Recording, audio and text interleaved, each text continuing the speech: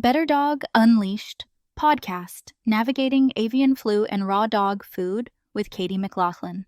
Welcome back to BetterDog Unleashed, the podcast where we dive deep into the dog world, chew on some big topics, and sometimes get a little messy. I'm John, here with my better half, Nancy, and today we have a very special guest, Katy McLaughlin from Everything Raw Doggie Café, a local raw food expert and nutritionist. Katy, welcome to the show. Thanks for having me. Super excited to chat with you both today.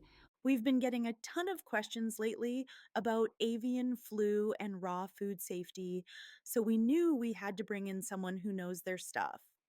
Katie, let's start with the big one. What should dog owners know about storing and handling raw food safely, especially with concerns about bird flu? Absolutely. The biggest thing is ensuring your raw food is coming from a reputable source, somewhere with strict inspection standards. Brands like ACG and Back to Raw are great examples because they either share facilities with human grade food or maintain high cleanliness and sourcing standards. Local companies often have direct relationships with farmers, meaning they know exactly where their food is coming from and can verify the health and safety of the animals being processed. So, does that mean people should be avoiding raw food right now because of bird flu, or is that more of a panic reaction? That's the $1 million question. Right now, we don't have enough definitive research to say whether the high heat processing in kibble fully neutralizes the virus, which is concerning. That said, when it comes to raw feeding, the risks are more about knowing your source, keeping everything frozen properly, and handling food safely, just like you would with human food. That's a good point. So, what about people who are making their own raw meals?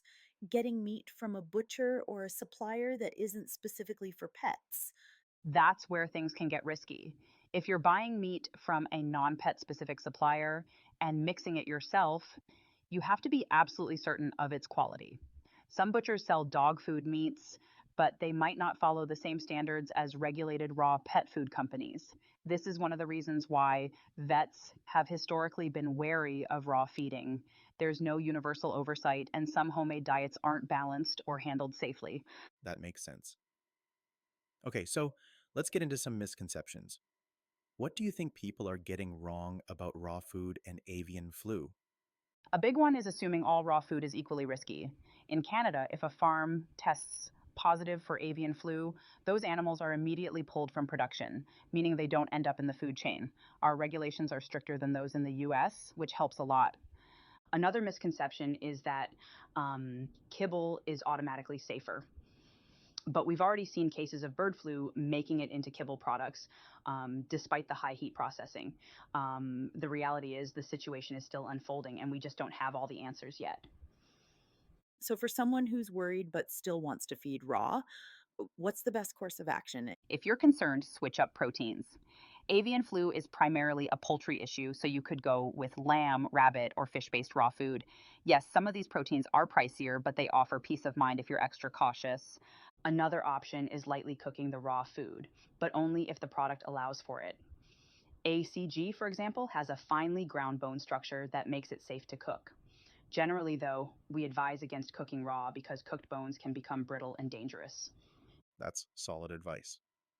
Now, for someone new to raw feeding, where should they go for reliable information? Talk to your local pet nutrition experts, places like Everything Raw Doggie Café, specialty pet stores, or directly with the brands you're considering.